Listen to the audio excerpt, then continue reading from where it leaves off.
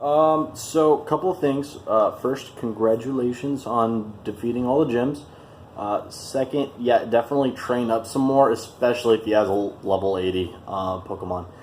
You don't want to wipe out on the last battle, man. That's rough. That's really rough.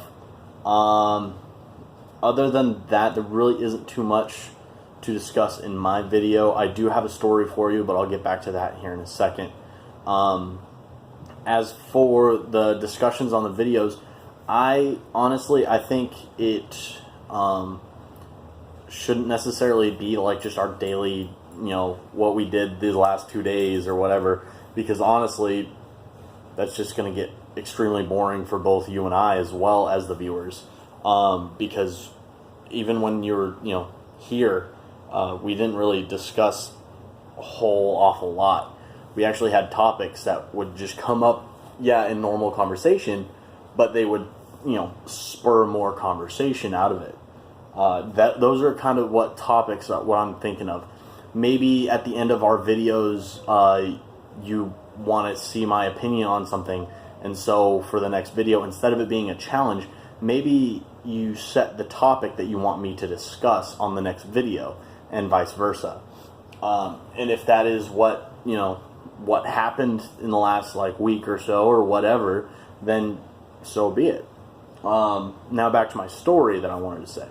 So something actually did kind of cool happened a little bit ago. About a week or so ago, Kurt's bike, her moped, got stolen, and so I went out to do my my job interview a couple of days ago, and on my way back home, I saw what looked like Kurt's bike, and so I actually tailed the guy for a little while, just looking around and everything like that, and I finally followed him over to where he parked the bike on the side of the road, on the sidewalk in a residential area. I took off, went around. I didn't for sure know it was Kurt's bike. One, because the license plate were taken off, and two, because I didn't get close enough to look at the serial number on the bike. If he had gone inside a house or something like that, I probably would have stopped and checked out the serial number, because Chandra did text that to me eventually. And so I left. I stopped off at a nearby gas station, called the cops, reported it, what I saw and all that shit. Cops were like, well, do you mind staying there so that the cops can talk to you? I was like, yeah, sure, no problem.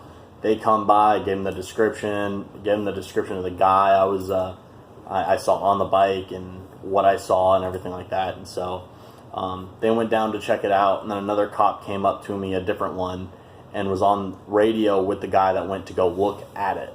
And so the guy that went to go look at it didn't see it or anything like that. Apparently the guy, as soon as I was gone off that street, got back on the moped and took off.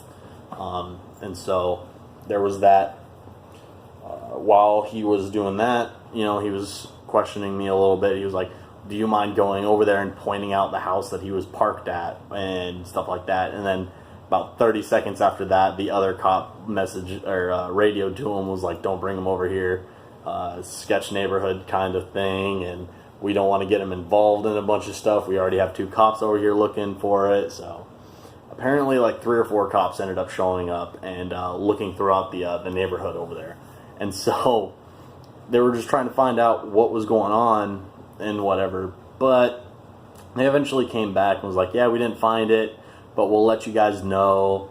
And after a couple of days, whatever. But we woke up this morning to Kurt's text saying, hey, they found my moped. It was spray painted red and ditched later that day.